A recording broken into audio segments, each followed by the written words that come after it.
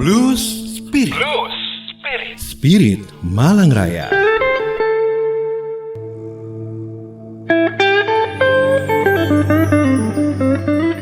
Blues Spirit sesi 71.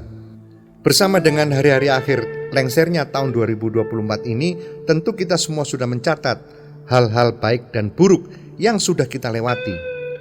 Secara personal kita masing-masing tentu sudah tahu bagaimana rencana yang akan kita tempuh di tahun 2025 nanti.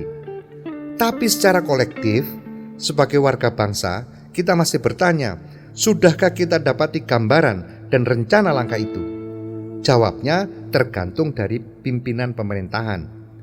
Tapi pemimpin itu semuanya baru dihasilkan dari pileg, pilpres, dan pilkada.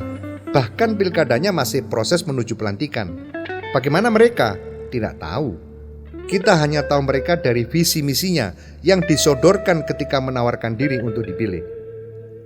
Dari sebagian mereka telah kita kenali perangainya, karena sudah ada yang pernah memimpin atau populer dalam kiprah politik.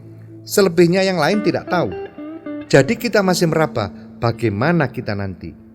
Ini berbeda dengan ketika kita masih punya GBHN. Garis besar haluan negara itu dulu hadir memandu, sekaligus menjadi rambu dan koridor.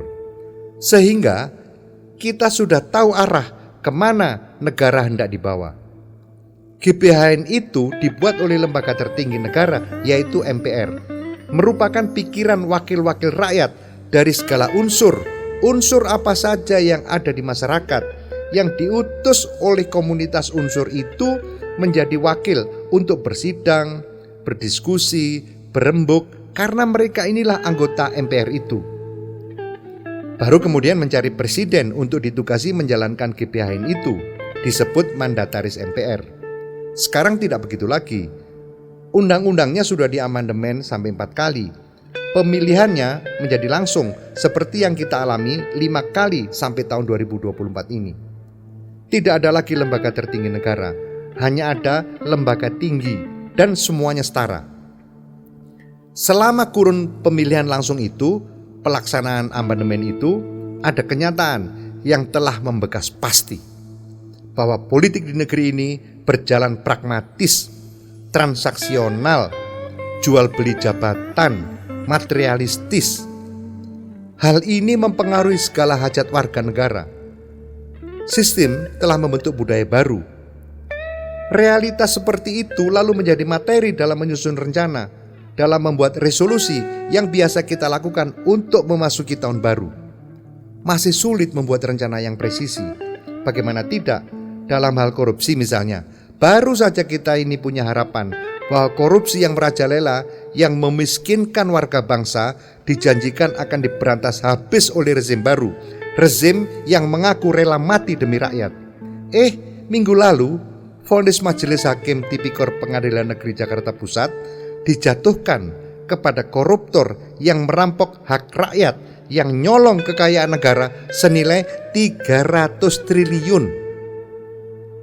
Divonis hanya 6,5 tahun penjara, dendanya 1 miliar dan uang penggantinya 210 miliar. Vonis itu dijatuhkan untuk terdakwa bernama Harvey Muiz dalam kasus timah yang heboh itu karena kerugian negaranya mencapai 300 triliun itu. Uang sebanyak itu bisa mengentas kemiskinan rakyat paling miskin di seluruh negeri ini. Dengan adanya vonis itu, orang lantas membandingkan dengan vonis untuk Setia Novanto, mantan ketua MPR itu, korupsi EKTP dengan kerugian negara 2,3 triliun pada tahun 2018. Dia divonis 15 tahun, denda 1 miliar dan uang penggantinya 66 miliar. Ini kerugian negaranya 300 triliun. Kok begitu vonisnya? Eksekutif bisa bilang itu urusan yudikatif, tidak boleh diintervensi. Lagi pula tiap kasus tidak bisa sama nilai keadilannya. Memang, tapi pemerintah punya politik hukum. Kalau penegasan politiknya misalnya korupsi dihukum mati, penegak hukumnya yang khianat, memeras, menerima sogokan dan seterusnya dikerangkeng di alun-alun untuk diludahi rakyat rame-rame, maka orientasi menjalankan hukum oleh yudikatif akan ke sana. Kebijakan politik itu sesungguhnya adalah arah. Pemimpinnya adalah dirijen untuk membuat seluruh aparat menjalankan secara harmonis, penuh kepastian, tidak jalan sendiri-sendiri. Eksekutif, legislatif, dan yudikatif berada dalam satu tarikan nafas.